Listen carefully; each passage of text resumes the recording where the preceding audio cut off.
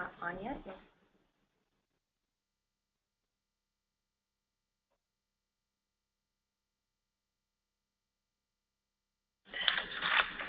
Good morning and good afternoon, everyone. Thank you for joining us today for our webinar, Fueling Deeper Insights Through Online Community Engagement. So we're going to wait just a couple of minutes before we start to let everyone get signed on this morning.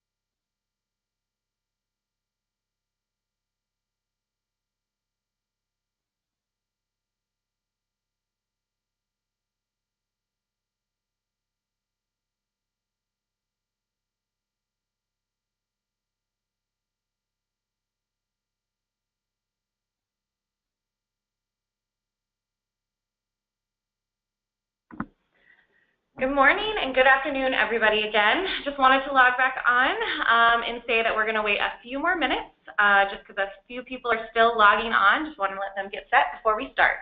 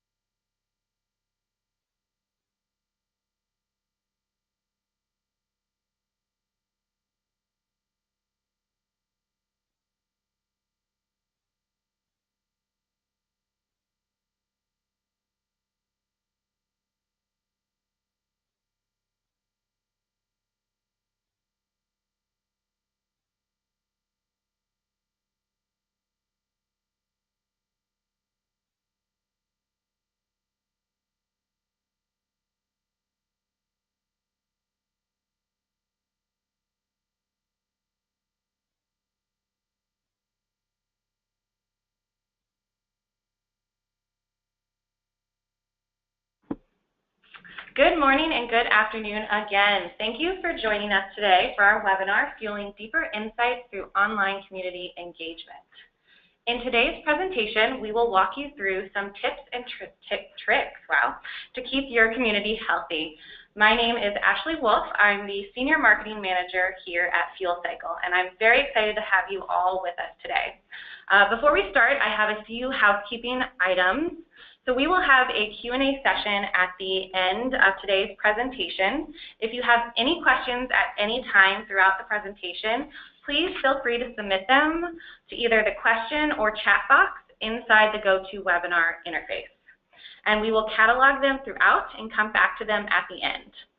Also, I wanted to mention, if you haven't joined us before, we have a substantial catalog of white papers, webinars, and industry resources located on our website at fuelcycle.com, and I encourage you all to take a look at them when you have time. So today's webinar should take about 25 to 30 minutes.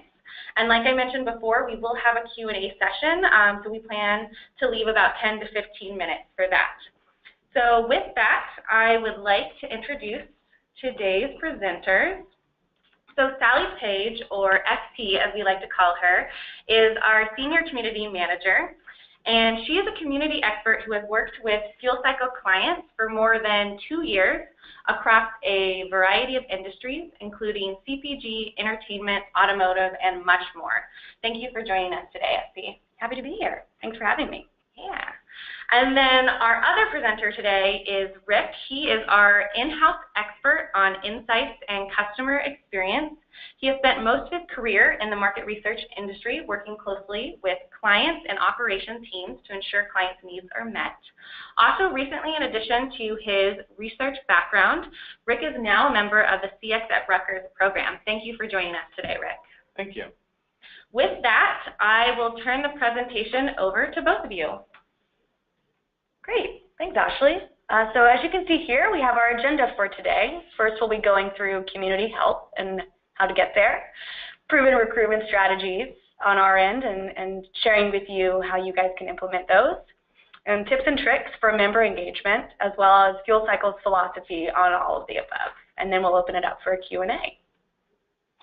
Yeah, so the two components of community health, or community vibrancy, there's two things that go into this equation, and it's recruitment and engagement. And really you can think about this as recruitment as bringing community members into your community. So where do we get them? Where do we find them? And then number two, engagement, how do we retain them? And how do we keep them in the community over time?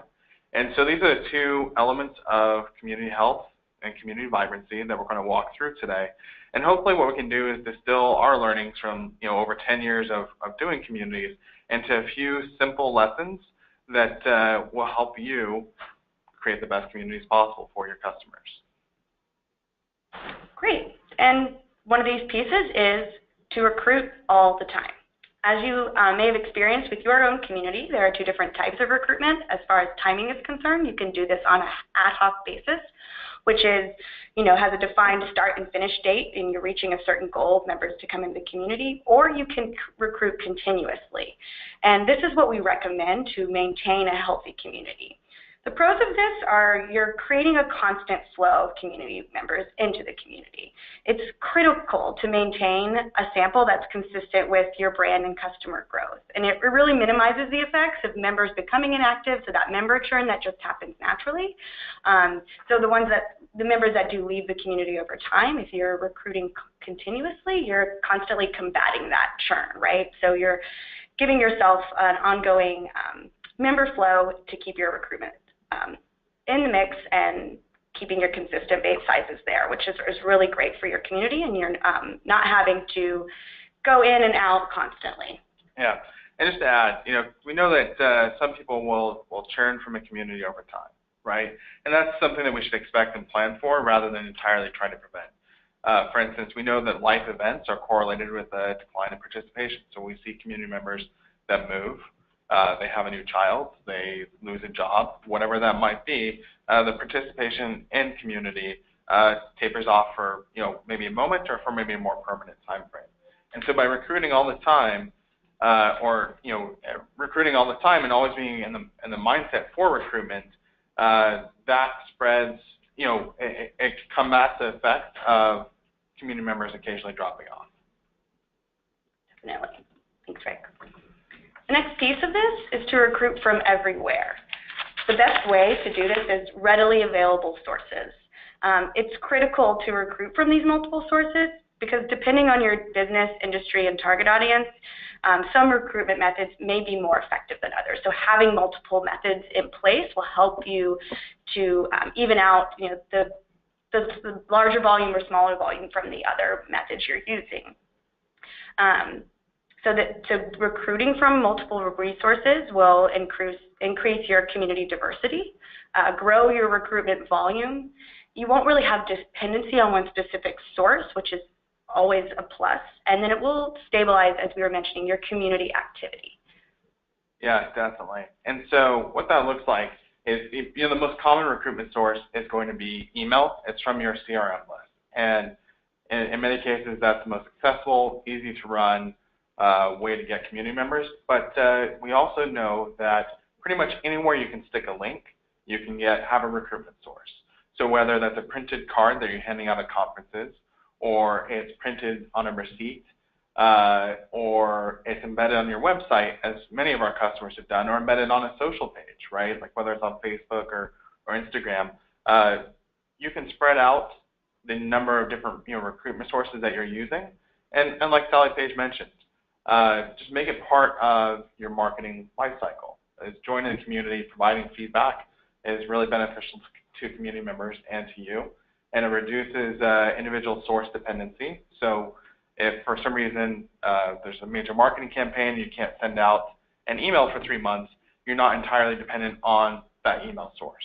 Or if your social page needs to be diverted to other content for a time being, you're not dependent upon that. And so diversifying recruitment sources is very key. Great. And then as we dive into the more specific recruitment sources, we want to kind of go into having a panel recruitment versus having a customer list a customer list recruitment, and what those differences are and the pros and cons here. We mentioned, customer list from CRM, so for an email, is the most efficient and cost-effective way to recruit members in most of our communities. This email invitation is discussing the community objective, it's scoping out the activities that the member will see, and it's really communicating the member value proposition to the member. So what is in it for them? Why should they join this community? And that can be clearly communicated in an email that you've sent to them with a link to join the community, a clear call to action. When it comes to panel or paid acquisition, so paying for your members to join, this is used when you need to bring in a specific group that you cannot target via another resource. So it's almost always used for blinded communities, so communities that don't have a brand associated with it. Obviously, you can't recruit from a CRM list. That is a branded CRM list if you want to bring in people who are unbiased to the community. They don't know what brand is hosting it. So this is an extremely effective way to recruit in that method. It's also, like we said, effective for recruiting hard-to-reach groups. So, for instance, we have a client in a child's toy industry that needed to recruit parents-to-be, grandparents, legal guardians, and that's obviously something they needed to use a panel recruitment for. And as the recruitment progressed, they needed to use a panel for an even more specific target, which is parents-to-be, which is incredibly difficult to find. So that is sort of where you're going to see your layout between these two types of recruitments. And really, we only recommend going to panel if you really need to reach those specific groups and target specific demographics. Yeah, I agree. It's when you have a very niche audience, right, that you're trying to recruit, that you recruit from a panel or paid acquisition. Otherwise, non-paid customer list recruitments tend to be best. Some factors to consider when we're going into your recruitment size. So what is that going to look like? How many people do I need to reach out to? The biggest pieces of this that are primary variables are going to be your email list performance. So how much quality is in that email list, and then what are your open rates, click-through rates looking like, as well as your incidence rate, which means the population that fits the target that you're looking for. What percentage of the population exists that is actually fitting those demographics, and as well as is also your conversion rate. So this is the number of people qualifying for the community that actually activate their account. So people who, once they realize what they're getting into, have decided to double opt in and join us. Yeah, absolutely. And just as general guidance, we see that conversion rates for CRM lists tend to hover somewhere between 75 to 90%. It's almost never going to be 100%. We've seen a few cases where we have 97% conversion rate, which is fantastic. And generally, when we see lower conversion, it tends to be non-incentivized, perhaps in a less organically interesting industry, like maybe like financial services. And so you can always boost that by offering incentives. And incidence rate is really interesting. We have two examples on the right-hand side of your screen, if you're looking there, with Community A and Community B. And these are completely hypothetical examples. So incidence rate is a rate at which people qualify for your community based on your screener criteria. And every item you add, every qualification criteria that you add to your screener affects the incidence rate. And so two quick examples here. So we have Community A, which is trying to recruit 100 community members with a 50% incidence, and then we'll say 50% open rate, 25% click-through rate, and 90% conversion for both examples. So at a 50% incidence rate, to get 100 people, they need 1,778 emails, right? And so the way we get that is it's 100 divided by 50, divided by 0.5, divided by 0.5 again for the open rate, divided by 0.25 for the click-through rate, and 0.9 for the conversion rate. If you want to check my math on your side, please go right ahead. And so when we see the change in incidence rate going from 50% to 20%, all of a sudden it goes from 1,778 emails to 4,444 emails.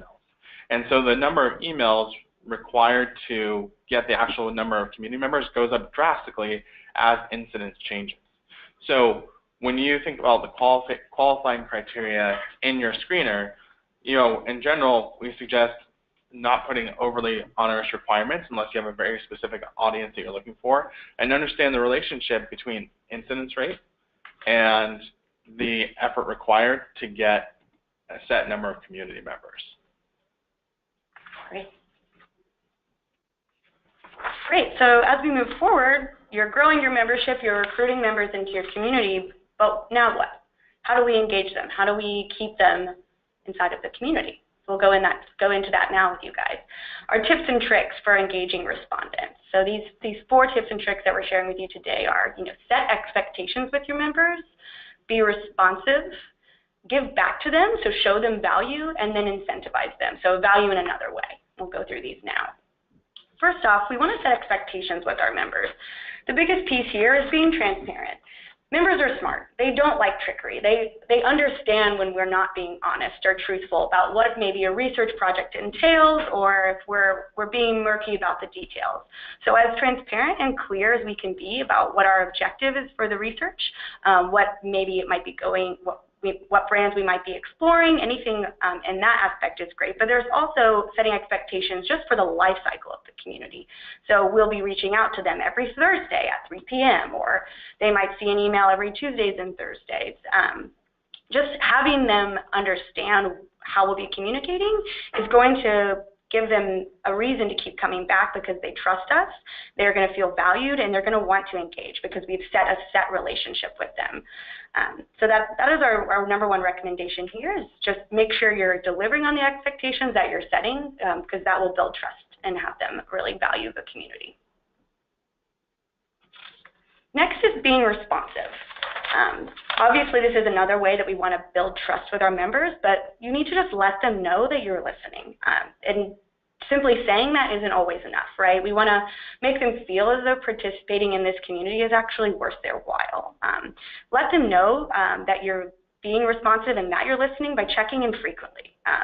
Try and check in twice a day if you're moderating your own community. If we're moderating for you, we're already doing this. 3 times a day is even great if we can check in the middle of the day to make sure there's not any alarms going off, there's not anything they have major questions about. Because if the more they hear from us, and if they have an issue, the more value they're going to see as far as coming into the community and knowing that they're going to get a response, and then they'll always continue to come back and post and ask and have those questions for us. Yeah, absolutely. And you can see we have a stat up here. R squared equals 0.59. I'm going to give you the background for that. A few months ago, we did a study where we looked at the relationship between moderator logins to community and the frequency at which active community members return to the community. And so we ran just a linear regression based on the data we saw, and R square was 59, which means that 59% of the variation in member logins can be explained by moderator logins. And so of all the things that we looked at, we know that for one reason or another, having an engaged moderator in the community is one of the biggest predictors of how frequently somebody's going to come back to the community. And so engaged moderation generally equals engaged community members. And again, this is probably our strongest predictor of whether or not people will engage in the community in the future. Definitely. Our third one here is giving back. So what does that mean, right? We always talk about closing the feedback loop, doing these pieces, but we just want to readdress how you can do that in your community throughout the life cycle. So the biggest pieces here is that the respondents really appreciate being in the know. The biggest reason they feel that they want to be a part of this community is because they're creating impact for the brand. So the ways that you can do this are through sneak peeks, right? So having that exclusivity factor of showing them something they may not have been able to see had they not been in the community, sharing back their community impact, so what their results and their insights are helping you do within your organization.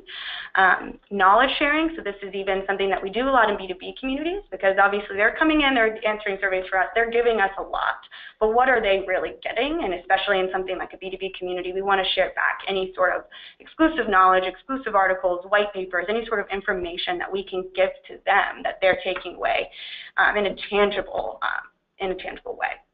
Another way that's just fun to provide that exclusivity is these behind-the-scenes features. A lot of you guys work at really cool brands. You work at really cool companies. A little picture of a fun brainstorm session goes a long way in a community. As boring as it may seem to you guys, they love that stuff. And then another fun feature, which we always talk about, is highlight these respondents. Give them a spotlight if they're a really great member. If there's someone that's basically moderating for you, right? These are our members of the month that you may already be doing, but if it's not something that you are currently implementing in your community, it's a great way to make them feel special and feel like they're being noticed and that we're paying attention. And they really do love it. And giving them maybe a small incentive if they do get that spotlight. Yeah, and just to point out, there's been some more broad research on the effect of sharing back results with the effect on response rates. And one study in particular, it was a study of studies that I read from some authors at the University of Michigan a few years ago, where they found that on average, just promising to share back results with survey respondents increased response rates by as much as 18%. And so, sharing back, giving insight to your community members is the best way to build trust with them. And it goes back to that setting expectations. You're showing them how you're using information, how you're using the data that they're providing to make an impact on the business. And another way we can give back is simply by incentivizing our members, right? This is definitely going to drive your engagement. We know incentives drive engagement. So if your brand can offer any sort of gift cards, any sort of financial incentive, then you can obviously see here through gamification, sweepstakes, and rewards. It's something that we recommend constantly, but just great to always readdress. Yeah, and we have a little model over on the right-hand side. And my favorite lesson from economics classes in grad school, right, is quote on models, where it's all the models are wrong, but all the models are useful, right? And so this is more a model and a way to think about how to use incentives in community, right? So essentially, as the exclusivity of your audience increases, the more that you want to incentivize them. So if you're working with a very hard to find group, right, whether it's doctors or maybe a rare patient or rare health disorder or something like that, then you want to generally increase the volume of incentives that they're being given. And your community manager and customer success manager here can help guide you on that. And just to point out one thing real quick, exclusivity comes from two things. So you have real exclusivity and you have artificial exclusivity. So real exclusivity is what I mentioned before. It's like those doctors or maybe a special type of financial analyst or something like that. Maybe it's a B2B group. But artificial exclusivity comes from not being able to recruit all the time. So if you know that you're going to have access to your CRM list to recruit once every 2 years, like that creates exclusivity artificially, right? And so you'll want to increase incentives in order to keep the current community members that you have around for a longer time. And again, this isn't like the perfect explanation for everything, but it explains a lot, and it's a good way to think about how to use incentives for your audience. So to recap, our tips and tricks for engaging respondents all sort of correlate with each other, but set expectations, be responsive, give back, and incentivize them. Yeah, and one thing to think about here, and this is, we think about ideal community. What does an ideal community look like? Oh, an ideal community for you can mean a lot of different things. So I think most people want to have a larger community that tends to be highly engaged. And here we essentially have like maybe a simple algorithm for thinking about how to get to your ideal community size, right? So if your community size is less than ideal, or less than your ideal, what you need to do is you need to recruit. And if your community size is less engaged than you want it to be, then what you need to do is to revise your member value proposition, right? And if it's both, then you need to adjust both your member value proposition and your recruitment, and push towards your ideal community. So there's really like 3 things to look at here. There's either expanding recruitment, maybe looking at different resources, looking at frequency of recruitment, and then there's revisiting the member value proposition. What are community members getting out of the community? Are we incentivizing them enough? Are we, are we giving information back to them and showing them how we're using results? Really focus on refining that member value proposition to get to your ideal community's engagement and size over time. So now we come to Fuel Cycle's philosophy. So what we've just reviewed here is summed up into 3 points. Our number 1 here is constantly recruit. This is the best way to continuously grow your community. The goal here is to essentially get 1 to 2 members a day to combat that natural attrition that's happening. Your second here is to recruit from readily available sources instead of paying for your members. 1, this is going to be more cost effective for you, and 2, the members that you'll be finding on these sources are already engaged with your brand and are going to be valuable community members in the long run. And 3, you want to give your members a reason to be there, right? So this is the member value proposition we developed with you in the beginning of launching your community, but something to readdress constantly. Whether this is monetary value, intrinsic value, it provides members a reason to be there and ensures us that they'll keep coming back because they see the impact that they're providing for us. Absolutely. And just one thing to add on to give members a reason to be there. Your community members are real people. They're human. And so think about them as we're designing research, right, or designing activities for them. It's something that I'd want to participate in, right? Is this 30-minute, questionnaire with, or a row, 10 rows on every page? Is this really the best way to design research, or is this going to be frustrating to a respondent? And so I think putting a human element on that and remembering that these are people and they are your customers encourages you to treat them nicely and to build an experience that you would want to have as well. Thank you, Rick. Thank you, Sally Page. That was really helpful. So I've got a handful of questions that have come in so far, but I also want to remind anybody on the line that if you do have a question, please either input it into the question box or chat box so we can make sure we get an answer today for you. But the first one is from Paul, and he's asking, other than financial incentives, what works to encourage community members to participate? I'll be happy to take the first swing at that. Maybe Sally Page, you want to jump in after me, yeah. Right? So first of all, one of the reasons we talk about financial incentives, perhaps more frequently than other specific items is across all industries and all community types, financial incentives are a consistent point of leverage that we have. So whether you're in media or travel or an automotive community, financial incentives can always be used to promote engagement. But when we look to other sources, right, I think Sally Page, covered these at a high level, and maybe some granular examples are things like, sharing inside information. It's showing people how results are being used, or giving them exclusive access to information or to new products, or whatever that might be. And in general, we see three primary types of motivation or sources of motivation, and those are going to be, brand, so it's a deeper connection with the brand overall, and then community. It's building relationships with other people and connecting with them. So create an environment where community members can connect with each other. Definitely. Yeah, and one of the pieces about closing the feedback loop, which you guys have heard us say so many times, and sharing back those results, is we understand you may not be able to tell them how they've impacted the brand because it might be a longer life cycle of this research, right? So even just sharing the direct results of the survey, so in a fun infographic, sharing the way that the community answered is even a great way to share that back with them. Because we do understand that some of it is really proprietary, and we can't always give that back to them. Thank you, and I think that's so helpful because for so much of us, again, it's real people in the community, so we don't want it to feel like it's a black hole where you're just sucking all the information from the people. At the end of the day, it's about that two-way dialogue and making it a relationship with your customers. Sure.